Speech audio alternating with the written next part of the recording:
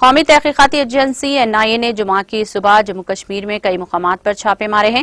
یہ چھاپے ملیٹنسی سے متعلق کیس کی تحقیقات کے سلسلے میں مارے جا رہے ہیں۔ ذرائع نے بتایا کہ NIA کی ٹیموں نے پولیس اور CRPF اہلکاروں کی مدد سے جمعہ کی صبح کی اولین ساعتوں میں ضلع کولگام کے پریون، ضلع کپوارہ کے کرال پورہ اور ضلع شوپیان کے چھوٹی گام علاقوں میں چھاپے مارے ہیں۔ انہوں نے بتایا کہ یہ چھاپے ملیٹنسی سے متعلق ایک کیس کی تحقیقات کے سلسلے میں مارے گئے ہیں۔ در اثنا ذرائع کے مطابق NIA نے جموں کے بٹھنڈی علاقے میں بھی چھاپے مار کر کچھ دستاویزات ضبط کیے ہیں۔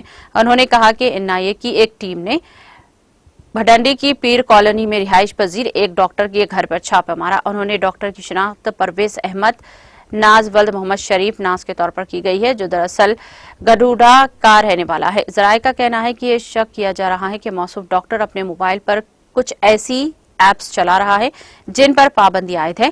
انہوں نے کہا کہ NIA نے اس کے گھر سے کچھ اہم دستاویزات ضبط کیے ہیں۔